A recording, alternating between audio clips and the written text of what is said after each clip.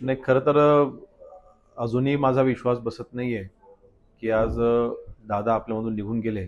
ज्या दिवसापासून मी राजकारणामध्ये आलो, आमदार नसताना आम्ही शिवसेना पक्षामध्ये काम करत असताना देखील एक आयडल म्हणून आम्ही अजितदादांकडे पाहायचो.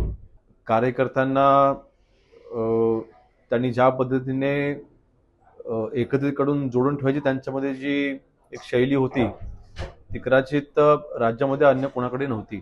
ह्या मंत्रिपदाचा उपयोग जनसेवेसाठी कसा करायचा, अशा अनेक गोष्टी मी दादांकडनं पर्सनली मी शिकलो. मी पुन्हा सांगतो, अजूनही माझा विश्वास बसत नाही की दादांसारखी व्यक्ती आज आपल्यासोबत नाहीये.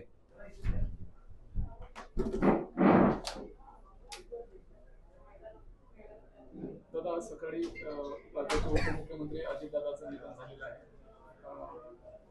कोणत्या शब्दात नाही, खरं तर अजूनही माझा विश्वास बसत नाहीये की आज दादा आपल्यामधून निघून गेले. मी ज्या दिवसापासून मी राजकारणामध्ये आलो, आमदार नसताना आम्ही शिवसेना पक्षामध्ये काम करत असताना देखील एक आयडल म्हणून आम्ही अजितदादांकडे पाहायचो. दादांची काम करण्याची पद्धत, कार्यकर्त्यांना त्यांनी ज्या पद्धतीने एकत्रित करून जोडून ठेवायची त्यांच्यामध्ये जी एक शैली होती, ती कदाचित राज्यामध्ये अन्य कोणाकडे नव्हती. आज वडिलांच्या मार्फत मी अजितदादांना अनेक वेळेला आमदार नसताना भेटलो आणि आमदार झाल्याच्या नंतर आणि विशेषतः आज मंत्री झाल्याच्या नंतर मंत्रिपदाच्या मार्फत आपण जनतेला कसा न्याय मिळवून द्यायचा, ह्या मंत्रिपदाचा उपयोग जनसेवेसाठी कसा करायचा, अशा अनेक गोष्टी मी दादांकडनं पर्सनली मी शिकलो.